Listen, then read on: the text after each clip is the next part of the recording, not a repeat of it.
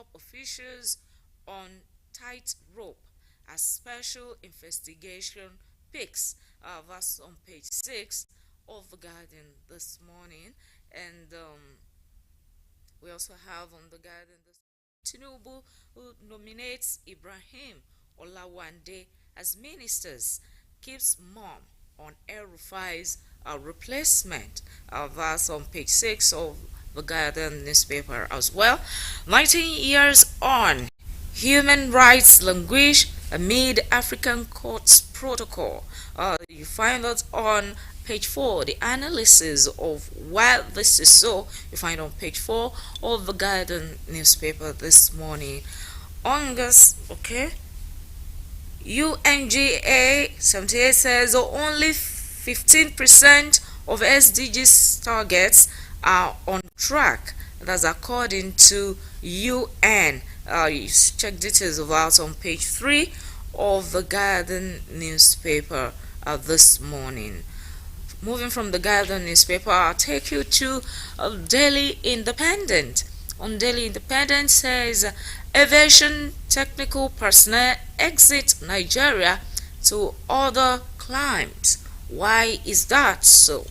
NCAA, NCAT, NMA lose top staff to Japa syndrome.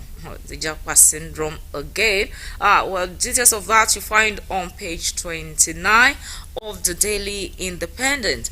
Less than 400 ATCs for 32 airports. That's 100 retired in 5 years. Well, also on the Daily Independent this morning, NLC planned indefinite strike may take effect on Thursday. Lalong wades in, meets labor unions and others today. And so let's wait till the outcome of that meeting.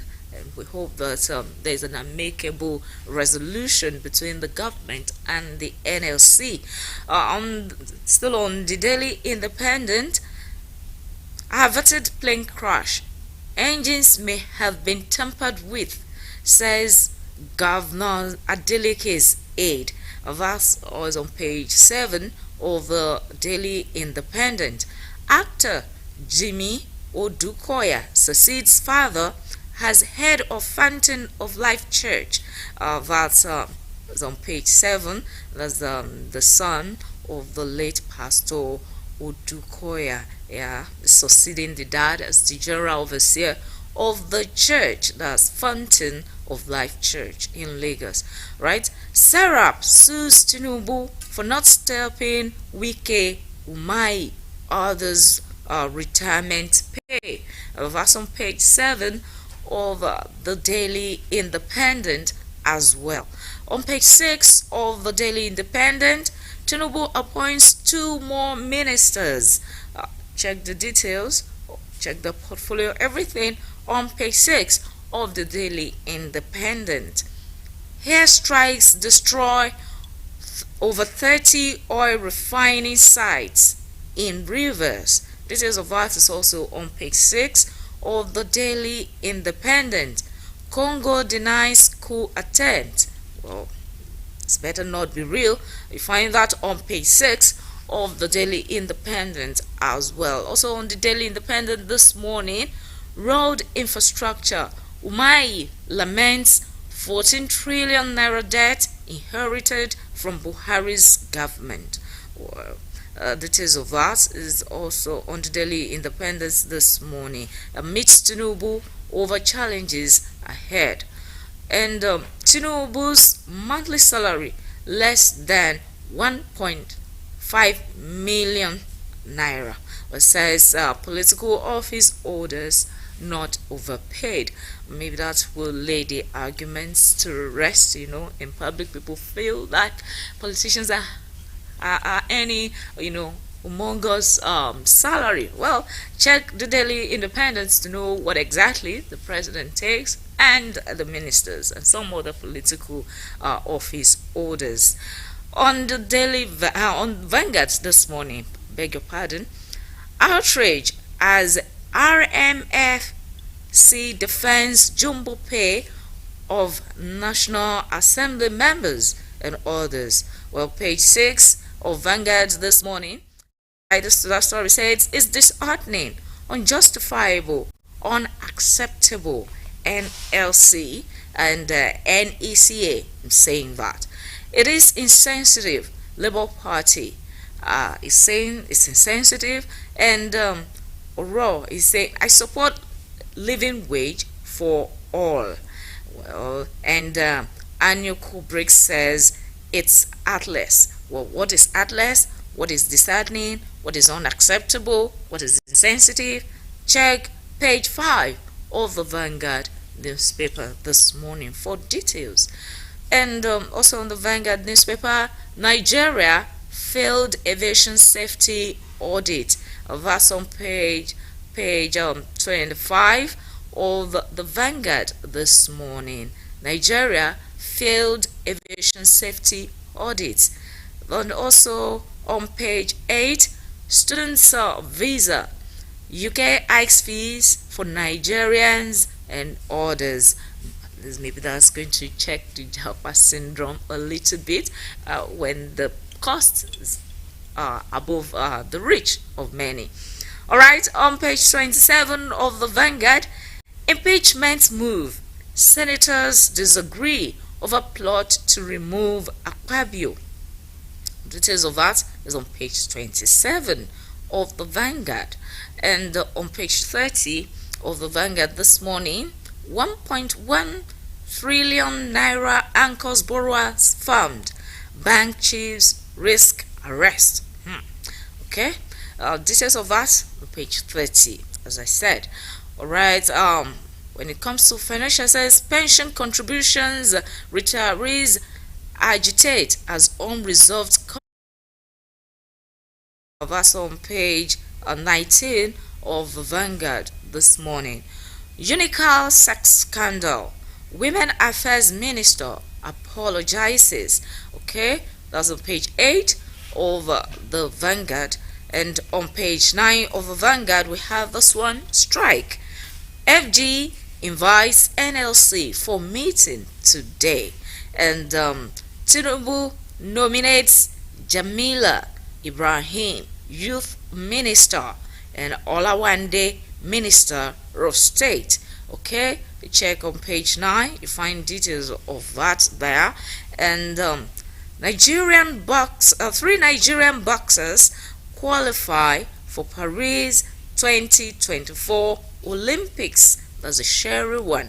I won't leave the Vanguard without checking what Mr. and Mrs. are saying this morning. What's Mr. and Mrs. saying? Okay, darling, Mr. Gabriel is an angel. Okay, that's Mrs. saying that.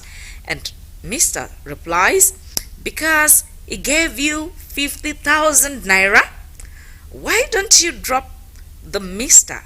and call him Angel Gabriel? Nonsense. Okay, well, that's Mr. and Mrs. for you this morning. Alright, moving from the Vanguard, go to the Nation. On the Nation newspaper this morning, this the federal government Emefiele plea bargain talks. Okay, suspended governor may face trial. Why deputy governors were dropped? Okay, you find details of that on page 12 of the Nation newspaper this morning. Actually, the story begins from the front page through page 4 of the Nation newspaper this morning. And also on the Nation newspaper this morning, Umai, we inherited 6 trillion naira funding gap on 2,604 projects. That's coming from Umai. And details of our story you find on page 93 of the Nation. Controversy over 418 million Paris Club refunds as it lingers. Okay, check page 6 for details of that story. And here on page 6 of the Nation, we have a story. Federal government, NLC meet on planned strike. Appeal court gets 9 new justices. That's for the appeal court. Exporters lead forex supply. All this on the front page of the Nation newspaper. On the Nation newspaper also is a picture there of a certain eruption. You want to know what it is and where it did happen?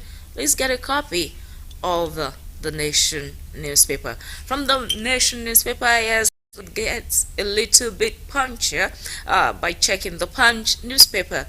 On the Punch newspaper, marketers high fresh fuel price hike as crude hits $94. Wow, that's on page 2 of the Punch newspaper. Says NATO plans price hike raises concern over FG's insistence on 617 per liter petrol. Then operators insist petrol subsidy returning gradually. NPCL gets 3 new VPs. That's on the Nation newspaper. I beg your pardon. You find the details of that on the Punch newspaper. Right on the Punch newspaper too, right on the front page, is a man caught in the act, smuggling drugs, been caught by NDLA. All right, I take let me just take a pause. All right, Sunday, it's nice to have you. Thank you so much. Nice to see you again. Good morning, everyone. Some logistic challenges caused. Or is it school runs? School runs have begun today, and you probably woke up late, thinking it was usual, still a holiday. Well, I'm not resuming for the new session, so that wasn't the issue. Just some logistics challenges. Thank you so much, everyone, for being part of it. Yes, I did listen to you talking about the marketers claiming that subsidy returning gradually, and I just smiled. This morning I had a phone conversation with someone outside the shores of this state, and we were discussing, and I did ask, look, do you think that subsidy removal is not in the best interest of Nigeria? He said, of course, yes, but the only problem that he also had with it is the fact that we're not channeling the proceeds of the subsidy remover to what we're supposed to channel it. And how do we mean? You remove subsidy, it costs pain, expectedly. And after that was done, you now said to assuage the pain, to help you reduce the impact, we will give you palliatives. Now, what you're using in pain palliative is even enough to get not even the subsidizing, to get those things that caused subsidy in the first place, non-functional refineries and all those other clogs in the wheel of progress, to get them fixed. For God's sake, how much would you fix a refinery? You have like 4, right? So even if you say now the process of this subsidy remover, we're channeling it to one of the refineries, but the truth is, will the political class really allow refineries to work in Nigeria? Now you say that you are distributing subsidy. In all honesty, would you even say that is the way to go? Because you're only giving people fish, you're not teaching them how to fish. And eventually, for how many weeks will people finish 2 rubbers of rice, or 4 or 5, let's even say 10 rubbers of rice per person? How many days without last a household of maybe 5 or 6? So then you're only giving them fish, you're not teaching them how to fish. Yes, you might want to argue that yes, there are some other areas of palliatives, transportation, and all of those other things.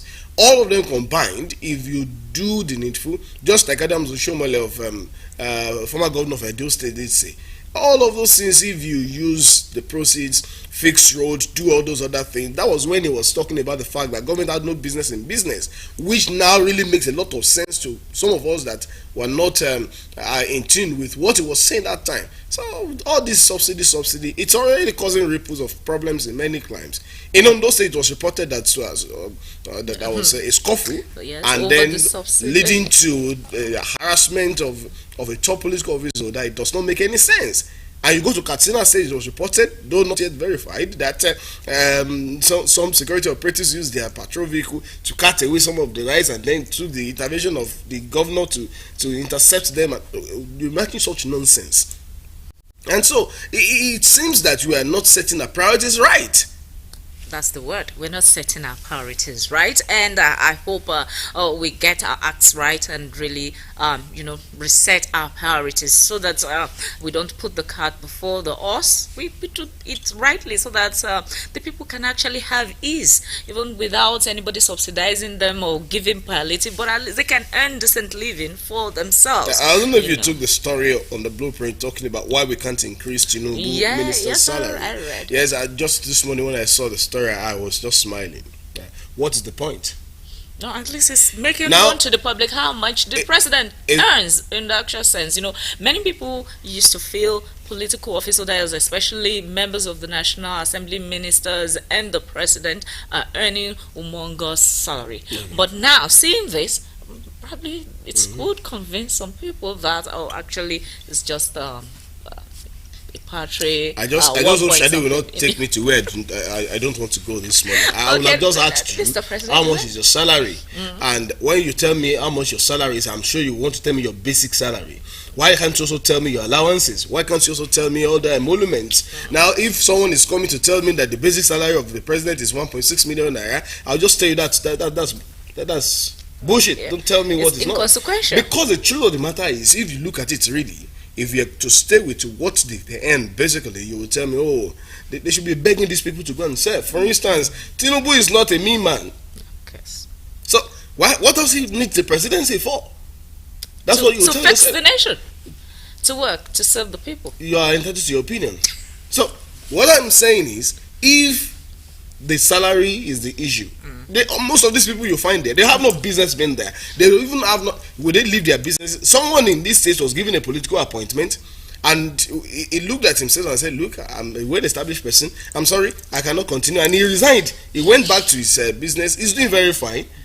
We're not saying that political positions are not good, but when you look at what really obtains there, if you're not stealing, if you're not pilfering from the Commonwealth, there's nothing that you should now say that look, the point is this: people do not need to kill themselves before getting to political offices. So the point, therefore, salaries of ministers, salaries of president, and all of those things, there's no point in increasing it. Leave it as it is. If you are going to increase it, then block the loopholes that people have been pointing at. That is when we cannot talk about increasing the salary, because at that point in time you know that yes, it's the salary and salary all alone. Why do they even need increment anyway? Why do they need increment? These guys are big guys already, even before venturing into politics. So let's check some other headlines in the national dailies. Let me quickly run to the Vanguard newspaper. I don't know if you're there already. Okay, then I think we are. Let's move to the Punch newspaper of this morning. Punch newspaper. On the front page of the Punch newspaper, you also find the issue we're talking about. Marketers eye fresh fuel price hike as crude hits $94. Of course, they will eat. But then I just hope that the eyeing will not come to pass or to fulfillment. NATO plans price hike, raises concern over FG's insistence on 670 naira per litre petrol price. Operators insist petrol subsidy returning gradually. We talked about that the other time. And then PCL gets 3 new VPs. Okay. And right on the front page, you also find a disturbing picture of a young man looking so handsome. Yet you find him doing an ugly thing with illicit drugs. He was arrested with illicit drugs. You find a picture there. Then you find some other people there also, young ladies, little kid there. You also find them there with the illicit drug. With this headline, NDLEA rescues pregnant teenagers. Okay, they are victims rescued. NDLEA rescues pregnant teenagers Arrest suspected drug traffickers. Find that there. Oyomesi awaiting Makinde on New Alafin. That's coming from Basharon. 2 hospitalized as 500-room Lagos building collapses. 500 room. That's huge. We pray that the 2 hospitalized will recover soon from the injury. So we're not talking about casualty there. Cardoso, National Assembly plans quick screening. Private sector demands reforms. That's talking about the CBN leadership. And let's go to the top part of that front page of the Punch newspaper. FG Labour meet today on post-subsidy talks. Recall that Labour unions are planning to go on strike any moment this week. So, our government does not want that to happen. And so, they've been to talks. 12.5 kg cooking gas price may hit 18,000 naira December. I'm sure many people are also shocked. 12,000 naira. I'm 18 rather, 18,000 naira. So how do you cook? Christmas rice and chicken. I hope it won't suffer. Umai whose presidency as contractors oppose concrete roads. Well, let's see how that goes. Which one will pay us better? Is the concrete road or the asphalt road? Let's see how it goes in the coming days. If the wind works and if the wind does not work, then we know what exactly will work as far as that is concerned. That's it from the Punch newspaper. Right, from the Punch newspaper, we'll go to the Daily Times for today. The NLC leaders meet as FG moves to avert strike. Good move there. Government calls Labour to vital meeting today. And strike may begin this week on Monday. Well, we hope it doesn't begin. All right. Experts see collaboration for improved e-payment systems. Right. Also on the Daily Times, we have UAE visa fallout. Atiku blasts Tinubu. Why? Says warns of more propaganda ahead. Then claims president has 15 media spokesmen for propaganda. Right. CJN set to inaugurate 9 justices. That is coming September 20 as Agui bows out. You find details of that on page 5 of the Daily Times, and on page 5 also. Stormy moment in Unical Law Faculty. I think it's about this sex scandal involving a lecturer at that faculty. Right, on page 4 of the Daily Times, FCTA to demolish illegal structures at popular Area 1 shopping complex. That's in Abuja. Also on page 5, the story here, Tinubu nominates new ministers for Ministry of Youth and that's also Minister of States. All right, that's all on the Daily Times. The Minister of State for Youth Development comes from Ondo State. That's the youth leader of the APC in Ondo State, Olawande.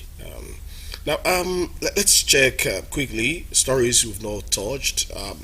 From the New Telegraph newspaper, you find these 577 billion naira anchor borrowers outstanding payments. Security operatives move against defaulters as their payment deadline expires today. That's huge. Pages 2 and 26 of the New Telegraph newspaper has a story. From the News Direct, we've taken most of the stories there. Ditto the Leadership newspaper. But what is new there? Impeachment plot. Why Osrc won't allow Akpabio's removal. Concerns over likely ripple effect in reps. Senate not executives houseboy. That's coming from CSOs. Okay. Check details in the Leadership newspaper of this morning. And let's quickly check the sporting arena because of our time. From the Punch Sports Extra, you find this one, Murphy, the real deal. It's on the front page. Then you also find Aruna retains ITTF Africa title. No interest fighting Joshua. That's coming from Fury. These are many more you also find on the sports segment today. All right, with our sporting story, we wrap up the segment on the newspapers headlines. As we take a short break now, when we're back, we will be back for the discussion of the day. You don't want to miss. Stick around.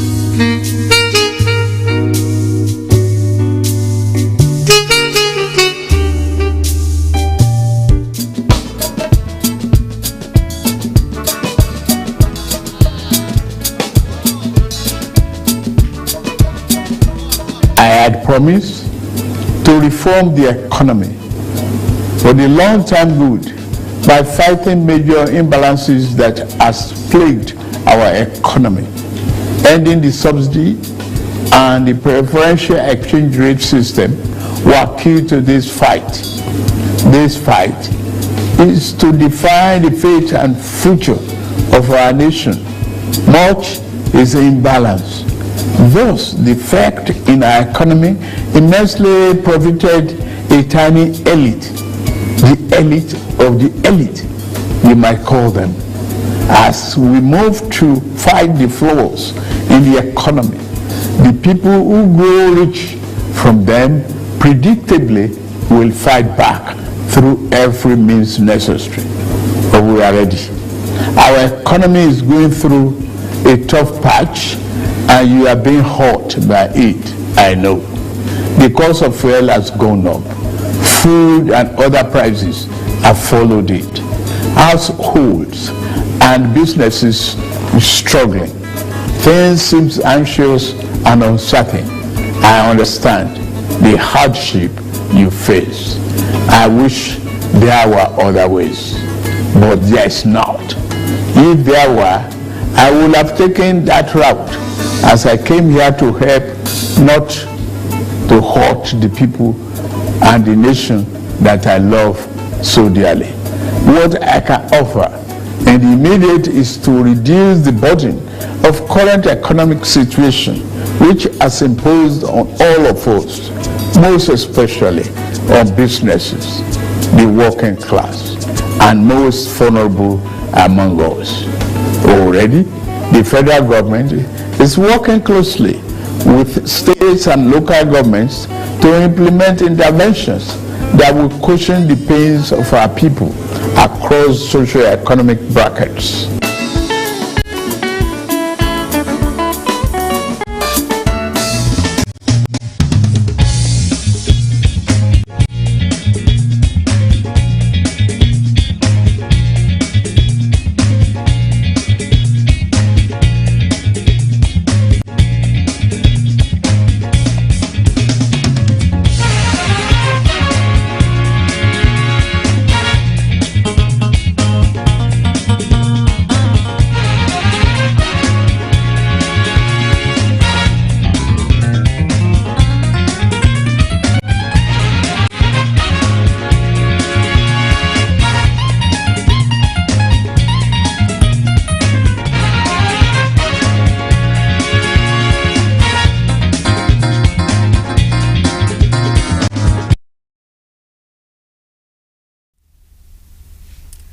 glad to know you're still there with us on air today. Right, I told you, as I promised, when we're back from that break, we'll be looking at, the topic, Tinubu's administration, the policies, the impact on the nation, and a general assessment of the administration so far. Right, and to discuss that with us this morning, we've got Engineer Alex Oladimeji, a politician. It's nice to have you join us again. Good morning. All right. Yes, let's look at the administration of President Bola Ahmed Tinubu.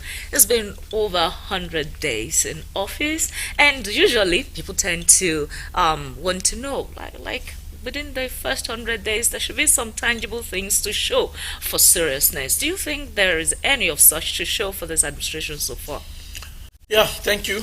And I think if we are going to face that and be sincere to ourselves, 100 days is too small to consider tangible impact. But at least there is a sign that the administration has started a kind of foundation laying of a long-time development, because that's what we are lacking.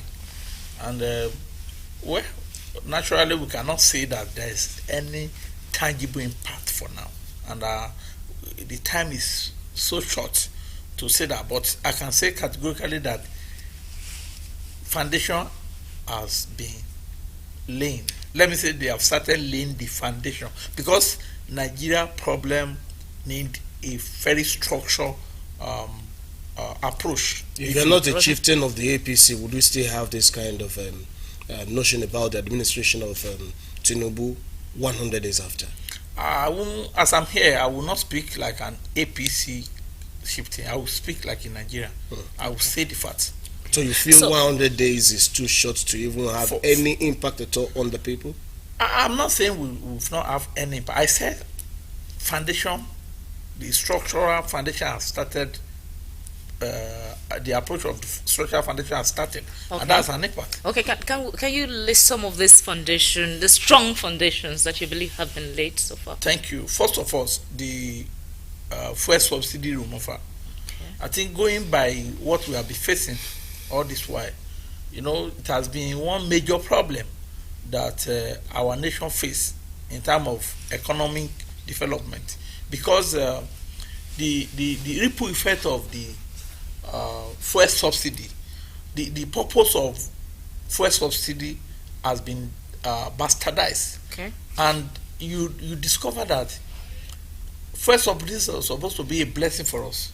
It has turned to an albatross for the nation. At least for him to have had that confidence of removing it, that one is a good beginning. Secondly, the issue of our exchange rate. Yes, now it's difficult. The exchange rate goes up. But I want to assure you, with times, things will come to balance, because it's just like when you have a problem, scratching it on top will not solve it until you go deeper. That is when it's just like when you have a car, your car starts having issues. You begin to top the oil every time. Top the oil. You did not overhaul. You did not find out what is the root cause of that. As an engineer, I understand the mechanical structure of a car. If your car has issues, if you need to overhaul your car, change the piston, but you keep on adding oil. When you add oil, it will work. It's only that it will be smoking, but it will work. But if you understand the problem, you have to overhaul it, remove the part, and change it. And that is the what I see in this administration. That is what they are doing, and it's not that easy. When you want to overhaul your vehicle, it has to break down. Now, let's take it one by each. You just talked about subsidy removal as one of the boldest steps of this administration. I like to know, you are a scientist, an engineer at that, and so let's look at how systematic that move really has been in laying the foundation for Nigeria's economic progress. Many of the view that the subsidy removal was not well thought out, because you would look at the issue of the aftermath of it, talking about release of palliatives to the people. Some have also described it as giving people fish and not teaching them how to fish. What's your stake? Yeah, well, we have different opinions coming from people, and that's normal. But the truth of the matter is that when you look at the brain behind subsidy removal, you know it go beyond people complaining of palliative. To me, I don't really share the idea of palliative. Personally, that's my personal opinion. Okay. I share the idea of long-time effect of solving the problem. And how is that going to be? You remember the first allocation after subsidy jump up to like close to 2 trillion, and out of the 2 trillion, some 1 trillion was saved for capital development, which they agreed that is going to be shared among the states. Why 900 something billion was shared as a FAC allocation. And if we continue in that stream, with times, those monies will come together to become a solid foundation for development. And that is what is happening in developed world, where we have development. Would you rather not have preferred that, for instance, it's a 6-month window? You agree with me? The president plans that to be between July and December, after which there will be a reappraisal whether to continue with it or look at some other things to do. When you look at that kind of a window, billions of naira going into it, if the administration had focused on, we have like 4 refineries, okay, let's face one refinery and sort, because that's the foundation of the problem of subsidy payment in the first place. So isn't that a wrong step in the wrong direction? Actually, no. It is a right step in the right direction.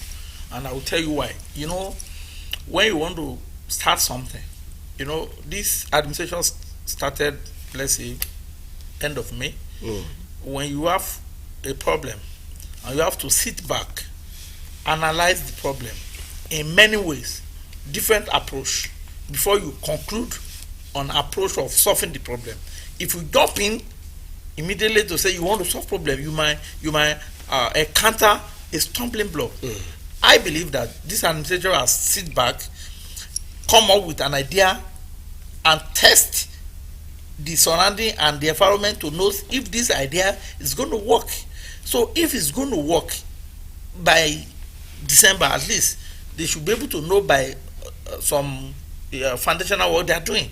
And if it's not going to be work, they will know, because 6 months will not be a problem. Okay. Then they can re-energize, re-strategize, and move on. But for me, I believe it will work. Why I say I believe it will work is that if they release all the money to the state, I think the state and local government will have a lot of challenges. It's going to be business as usual.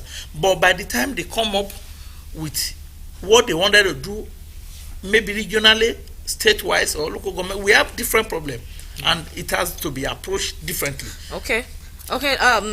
Still on the issue of first subsidy, you know, this morning, marketers eye fresh fuel price hike as crude hits $94, dollars, and then there's plans to hike raises concern over FG's insistence on 617 naira per liter of petrol price.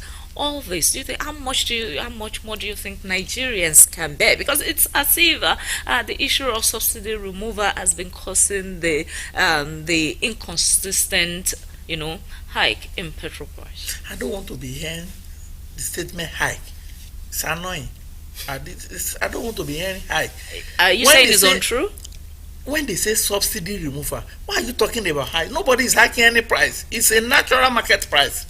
And if you observed, diesel has been long, the subsidy has long removed from the, we are buying it. Sometimes we buy 700 or something, then sometimes it will move to 800. Last 3 weeks, it came down to 600. And that's the beauty of subsidy. But when I keep subsidy remover, it means subsidy remover. Of course, when I keep on the beauty. I keep on hearing that hike, who is hiking it? Nobody is hiking it. It's a market prevalence price. See, there is an advantage and disadvantage in this crude oil increase. When you have high in crude oil, revenue will increase. You understand me? But the market price too will move up. But by the time we have a stable system, then we won't complain, because by the time we have a stable system, as we are getting more to pay, we are getting more development. That is what's happening in the developed world, that we are comparing ourselves to developed world. And one thing I observe about Nigeria is that we want a better deal from developed world, but we are not looking at the other challenges they are facing too. We only want to copy what is good here. We don't want to copy the challenges they are facing.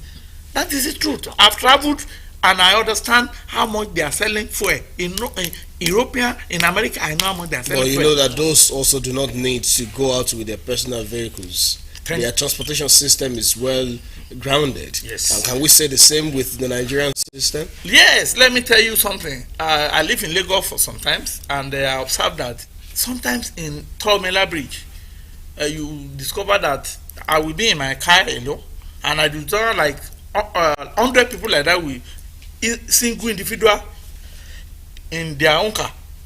You understand? And that is what is constituting hold up. But I didn't mean that probably there's a good transportation system. I may not need to go with my car. And like what is happening in Lagos now, I think they started rail system now.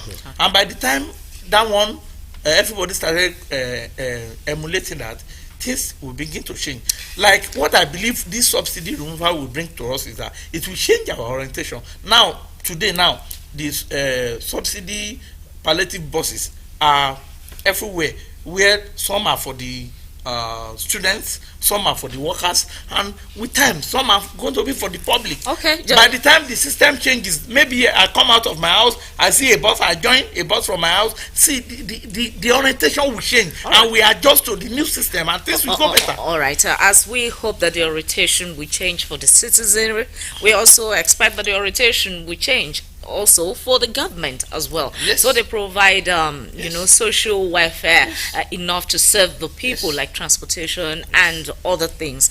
All right, moving it ahead a little, as a result of subsidy removal came palliative, and the distribution of palliative has been going on in several states across the nation.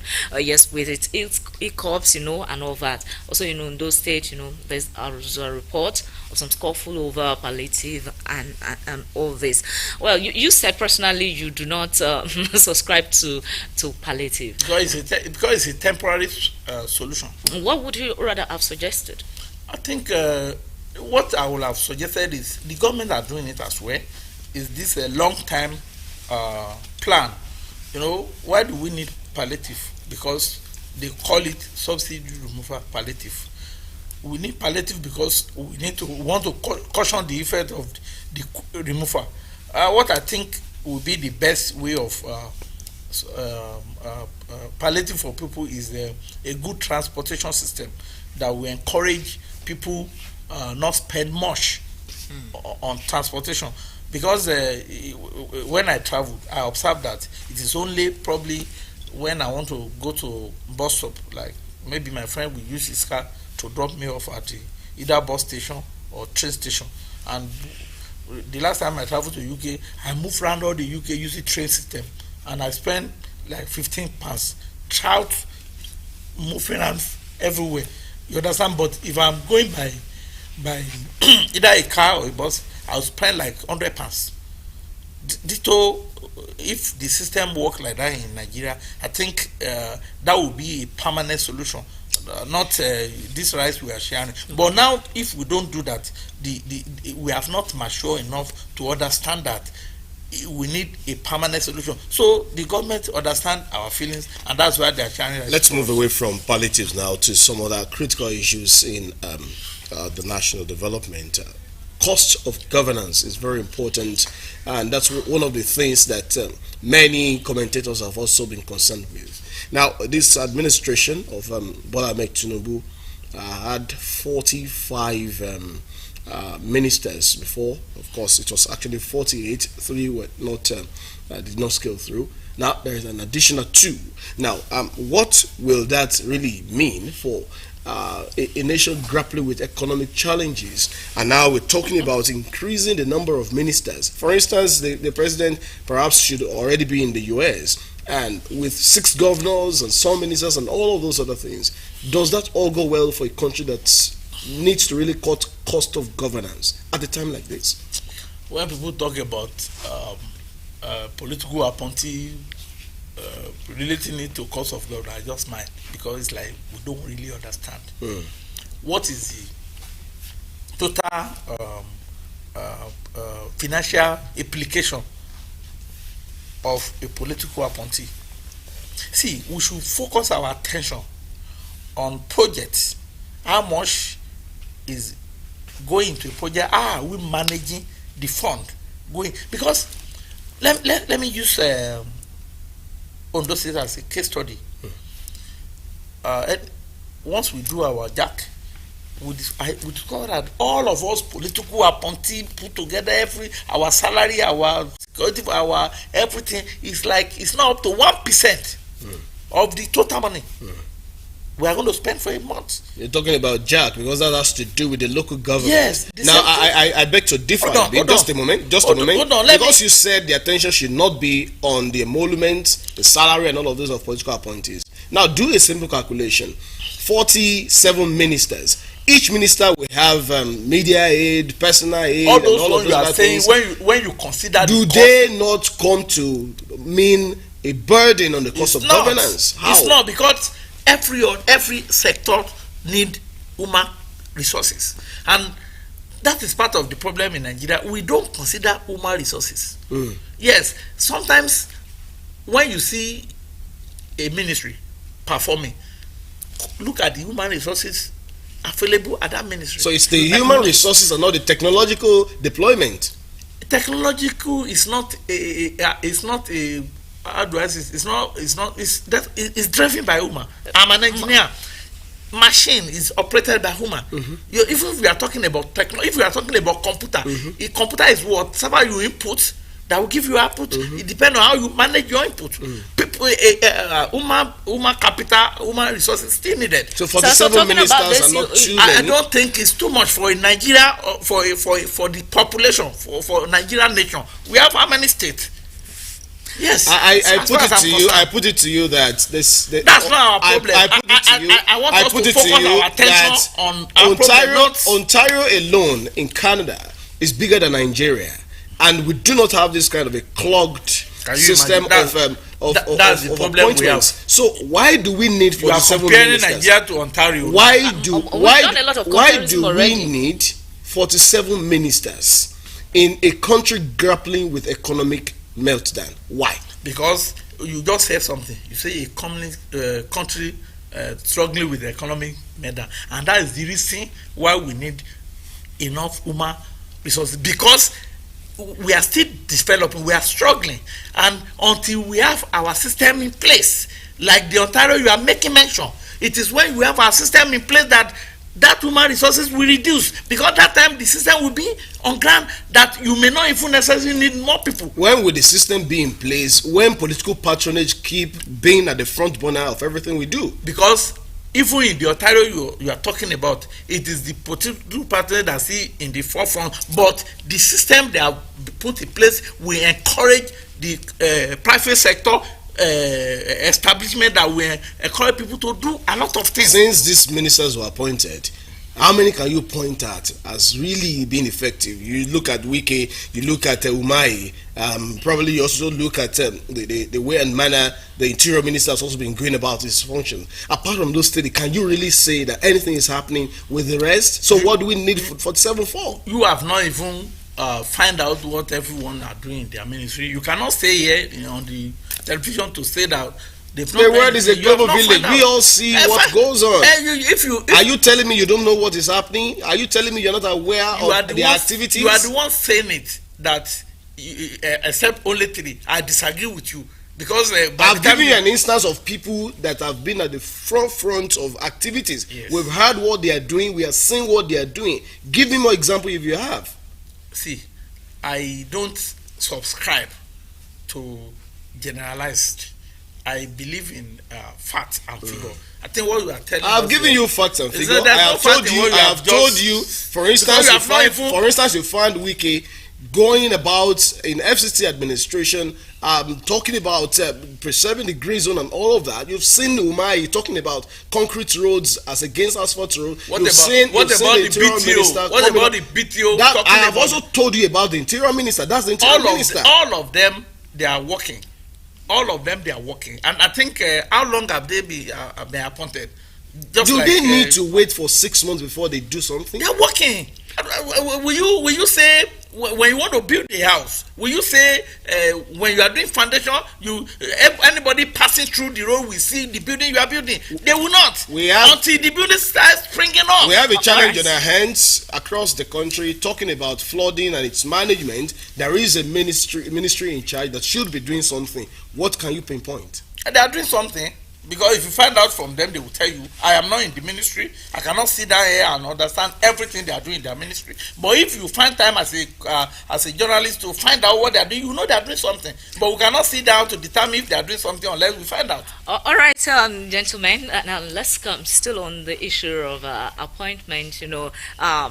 Many people, especially the opposition party, have accused the president of lopsidedness in his appointments, like it's favoring the certain tribe or certain region more than the others. What's your take of this?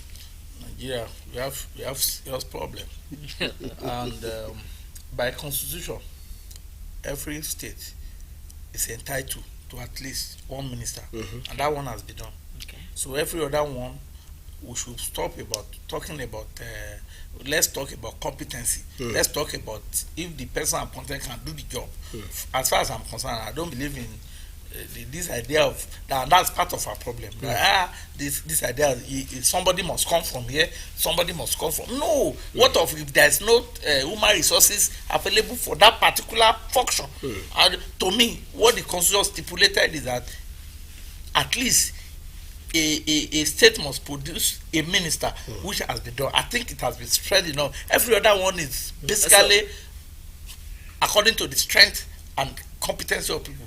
I don't subscribe to that. Okay, so are you saying that there are no competent people too from other regions to occupy this position? While these appointments were ongoing, the Arawa Youth Forum, they did call the attention of Mr. President. Let's see, from our side too, we have competent people who can fill so and so posts. I think they have to be specific about this lopsidedness, because as far as I'm concerned, all the appointments I've seen, it cut across all the geopolitical zone of Nigeria. The NDDC appointment cut across the so far so good, all the appointment, they should be specific. If there's any lopsidedness they have seen, they shouldn't just be saying it. People like to just say something at their own confidence without even giving the fact of it. I want to believe that as far as the appointment made so far by the President Bola Ahmed Tinubu, I have not seen any lopsidedness in any of it. It's cut across. And besides, at this point in time, our focus should be, how do we move out of this economic problem?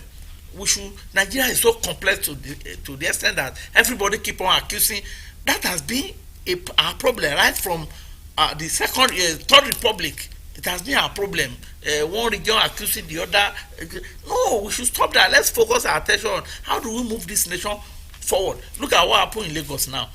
The Lagos Rail kickoff, and the announcement there is Yoruba and in English, and some ethnic group, they were complaining that how can it be in Yoruba, and why are they putting Yoruba as and that is part of our channel. What is wrong in I travel to Rwanda sometimes, and they make announcement in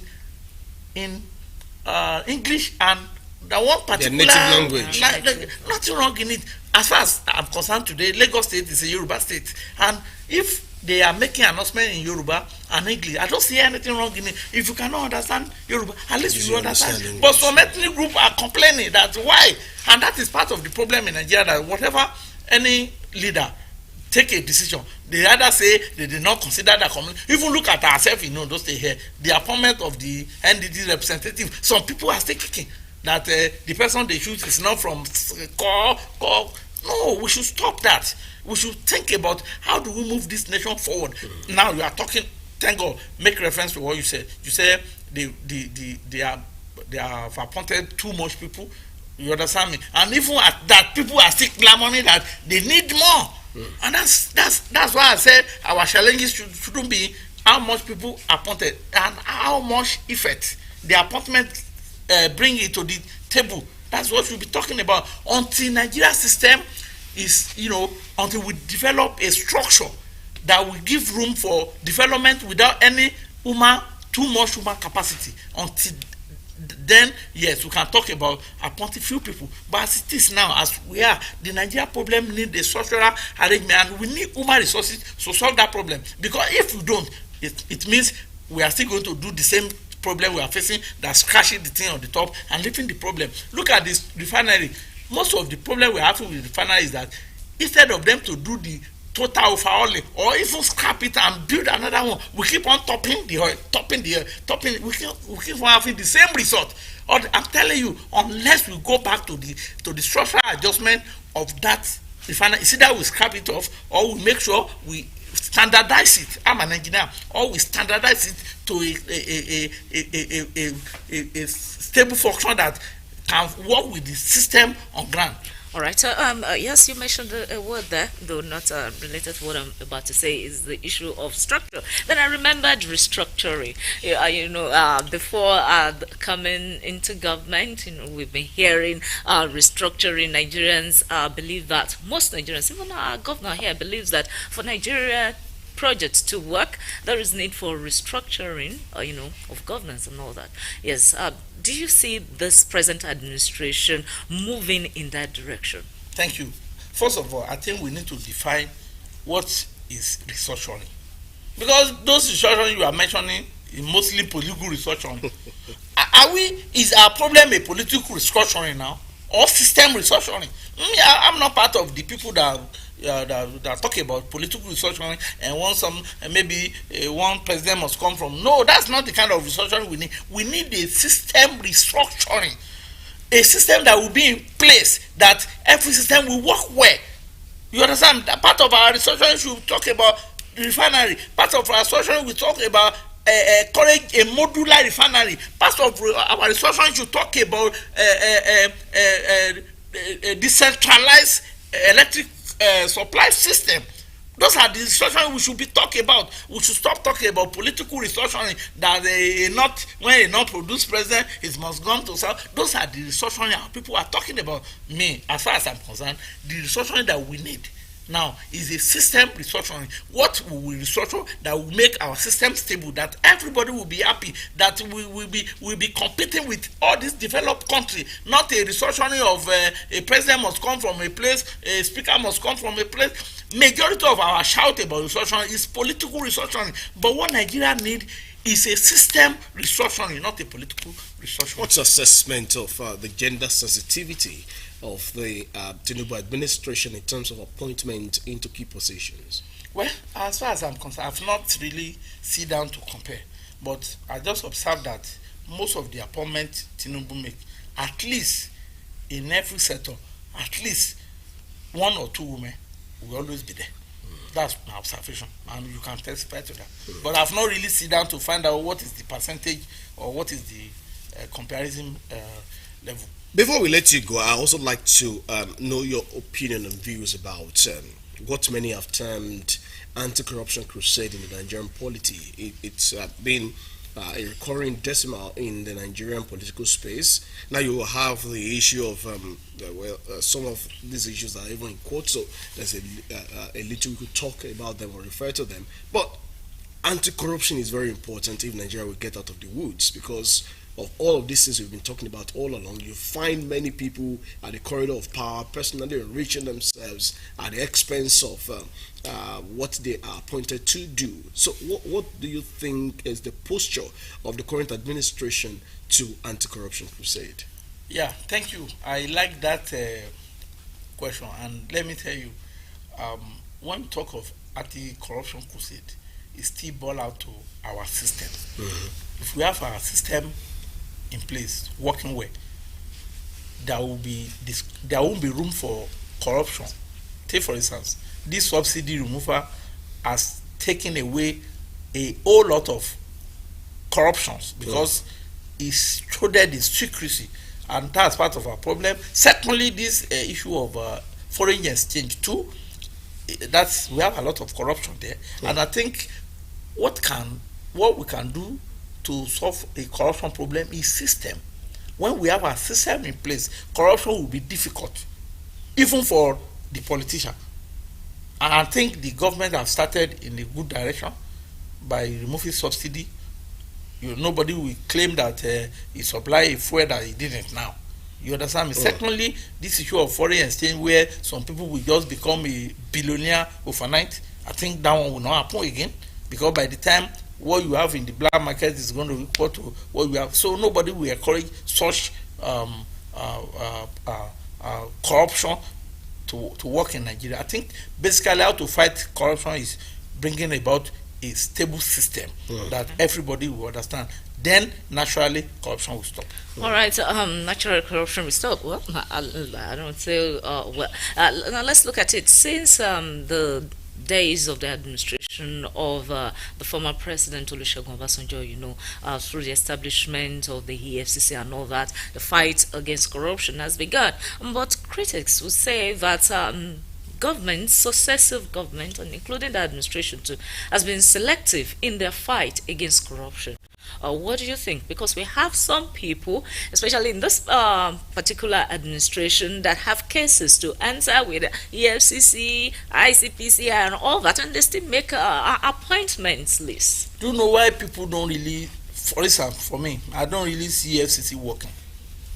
Because over time, what I observe about EFCC is that present government will just fight the maybe successive one or previous government, and most of these allegations, before the EFCC will just rush in and lay allegation. At the end of the day, they will find out that what they have, the allegation against you is not, they cannot prove it. What I observe is that most of the corruption cases you hear is more or less politics. Maybe somebody who the government doesn't like your face, they will say you are corrupt. You understand me? At the end of the day, when they find out, they won't say anything. That's why you see all those cases going down gradually. I think, like I said, unless we put a system that will not encourage corruption in place, because you say some people in this administration have a case to answer. The question is that, do they really have a case to answer? Because I would have said something here, but let me keep it to myself. The government know how to. In fact, if I open my heart fully, you understand me. But let me keep it. I wish you open your heart fully, so we know what's even there. See, I don't really believe EFCC is working. When it's because you observe that what they are doing is more or less like repeating the last what happened in the administration of Obasanjo. Move back to see. Unless we have a system in place. Once we have a system in place, even EFCC, we have a less work to do. Okay. Because if you accuse somebody and you don't have a proof, and nobody will hear that probably somebody you have accused. That's why you say some of the people in this administration have a case to answer. The question is that, did you find out the case? Do they really have a case? Okay, but there are instances of people who belong to certain. I'm not saying of this political party alone or the present government alone. Yes. Or when they are in the opposition, these agencies are after them for one particular offense or the other. And the moment they cross to the ruling party, then the cases are dropped. Is it not the same thing I'm saying? Most of this case is a political witch hunting. That's it. That's why you see them changing gears time to time. If it's really a good case and they have a case, they won't be changing gears. They are just looking at the face. That's what they are doing. If really they have a case against these people, nobody will say maybe one person moved from one party to the other because of that they doesn't have a case. That is to prove to you that most of the cases are political witch hunting. That's the truth. I'm not saying that those people are saints. There are a lot of corruption cases, and I know these EFCs have convicted a lot of people. But majority of these political cases are more or less like a witch hunting. Like maybe they want to silence somebody, they will fight EFCC to arrest him. By the time they arrest him, he will keep quiet, blah blah blah blah. Because if they really have a case, regardless of the party you belong to, or regardless of the position, they will still prosecute you. But majority of it are political witch hunting, and that is why I say the best way to fight corruption is system in place, not EFCC establishment. All right. Yes. Let's take it for the little. Now, students resumed today, and there are issues of concerns of increment in school fees and all that. We've had students of tertiary institutions as well protect the increment in their school fees, though the federal government has come to say, oh, we haven't ordered any increment, but there are certain fees that are at the discretion of the universities, and these ones have been hiked, making life more unbearable for ordinary Nigerians, which may also result in higher rates of schools, dropout. What do you think should be done, to further aid the education sector, especially students and parents? Well, I think this topic should have been a whole day topic. I'll be able to explain further, but let me just summarize it. I think, like I said, Nigeria, we are too,